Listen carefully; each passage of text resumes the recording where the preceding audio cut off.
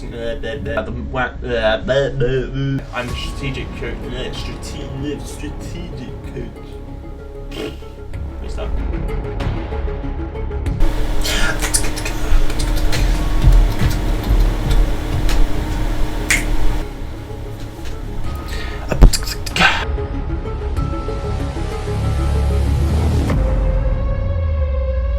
Okay, this one's going to be perfect. Alright, so starting off, I'm going to show you a basement defense from us and really how we ended up winning the round basically due to time and using the roam to really waste the time of Na'Vi on their attack. Now, I'm not sure if you know, but an SSG style of roam is something that has was really popularized by SSG, and that's when you roam really heavily on clubhouse basement with 2 people upstairs, maybe 1 person in bar and 2 guys in basement. And that means that the attack has to really choose how they want to attack it, whether they want to clear the roam or try something a bit more risky and going direct. Normally teams like to clear it, and it's a really powerful roam. These days, teams are more opting to go for a turtle, where players are playing 5 people on site, maybe 1 person off site. But the SSG style of play is really sort of common and it's really powerful if you play it right. And I hope you guys see this example and sort of how we managed to waste the time of the attackers and play it really well. We switched out an Oryx for here. Oryx is really useful for making rotates as well. Although he takes damage, he can make like so many rotates, and that's really useful. But also because of his unique ability to, use the verticality of the map a lot more, not having to use the staircases, but jumping up hatches. So that's why we brought the Oryx, and we just think it was a bit more of a better pick than Castle would have been, which is who we switched him out for. But you can see, 1 person playing in bar, 2 guys playing upstairs, and 2 guys back inside. Now you can see Na'Vi here going to use Maverick to open up the Jacuzzi breach. And that's something that teams are doing a lot more, clearing from Jacuzzi side rather than the server side. And you can see we've almost given them a lot more bedroom control just because we know that they can take it quite easily from the windows and from the breach. And you can also see Leon getting a really important opening frag onto the buck, but also getting picked off a bit early himself, which is a bit unfortunate, but it's fine. And the main thing here is we've given up top floor control to an extent. Rips is still there, and we're still wasting time. Karzeka is playing really aggressive on the admin stairs, which is really good. And this is just one way of wasting time, by playing aggressive in the locations that you do have, and just contesting, shooting a few drones, and falling off. And already now you can see it's closing down to 1 minute, and Na'Vi really need to choose how they want to attack it, because they haven't opened up the kitchen hatch, they haven't really opened up church wall at all, so they need to really commit to one or the other.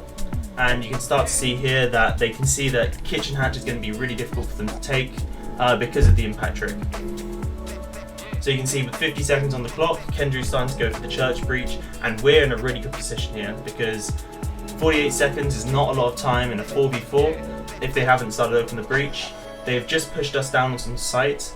There's the man advantage is equal, and Doki makes a really big mistake here. Unfortunate, but that's really important for us because now that means we're pretty safe inside the site, and Kendry's going to have to use his gas canisters, which is risky because he's got no one holding his flank to open up and breach the wall. And now 20 seconds left, and this is almost an unwinnable situation for Na'Vi, just because they mismanaged their time a bit, and we managed to waste a lot more of it. And you can see here the kills start coming in. Corey gets 1, and it's an unwinnable situation here. Nello can't do anything here. There's 3 angles he needs to worry about as he enters that door. Saves get 1 kill, but it's impactless frag, and we win the bomb site purely based on the time now. So that's one example of how the SSG roam can really help you waste a lot of time just by playing a lot more off-site and falling back to site, keeping the man advantage, and just using the time and wasting the time to hurt the attackers in the late round.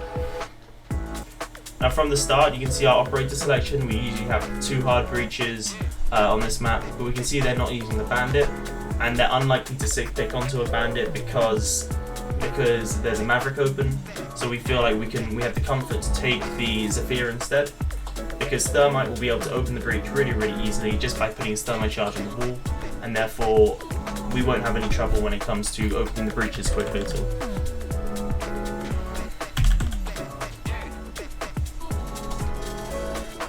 Alright, just moving forward, we can see how we set up our drones just at the beginning of the action phase to help us get a bit more intel moving into the, just setting up as flank drones for the late round. And you can see Rips already getting on the main breach, the server breach, and being able to open that wall really quickly. Now this applies so much pressure onto the defense because it restricts movement between the entire site, and because we're going to start pushing from the workshop side, it means they just aren't able to have the luxury to play in some of the positions that they would be able to if they were only focused on the west side of the map. So Rips opening up that breach, 35 seconds into the round, that applies so much pressure. You can also see us moving in from the west side of the map. They have Karzeka using his sledgehammer, opening up the jacuzzi breach, and our goal here is really just to clear out the west side of the map. Pushing through bathroom, pushing through gym, bedroom, and just clear into workshop where we can open up the workshop wall and really sandwich the defense.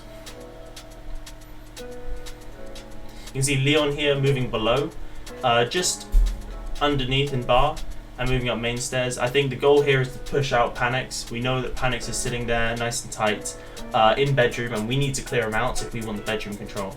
And Leon just getting the pick, have the information, we get the pick, and he moves off. And that's a really important pick for us. That gives us the map control we need, because now the rest of the players are on site, and that's really important. And also it just allows us to have a bit more comfort because we're in a 5v4 situation.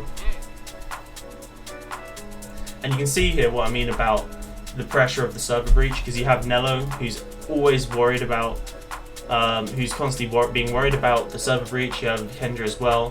Doki, all eyes on one player, Rips, and that's the power of opening one breach, because all of the attention of the defense has to go there, forward in front of you, and behind you as well, because we're opening it from two different directions. Leon also goes below, using his impacts, trying to get a bit of pressure from below to prevent anything like a bandit trick or anything. You can see he's using his impacts to just open up the floor, just in case they do want to try tricking the wall, but that isn't happening. He's able to move back up and help his team.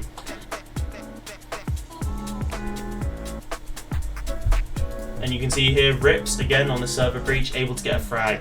That I believe is, I'm not sure if that's the player on the catwalk, but that's a really important frag, and again shows the power of that position. No, that is a player in cash, and he's able to get a wall bang, I think, onto that player, just repelling while he's repelling on the server side. And again, Leon able to get a frag, and Aces at this point is a 5v2. We've got 3 lines of pressure. We are pushing in currently from, Rips has opened up the breach. We're pushing in from the west, and Leon was below. And now, the 2 defenders are completely surrounded, and they're in a really difficult position if they want to win this round.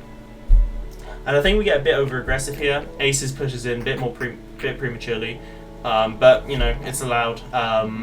We're in the situation where it's sort of unwinnable here. Kendra has a nice try, he gets 1 kill, I think he's going to get a 2nd kill here, but ultimately it's an unwinnable situation, and because we played that really well that time. Alright guys, thanks for watching the video. I hope you guys learned something, and I hope that gives you more of an insight onto how we prepare and how we adjust mid-round onto teams in European League. Thanks for all the support that you guys give us, and we hope to win some more games for you, moving into European League and moving into GSA. So yeah, thanks a lot.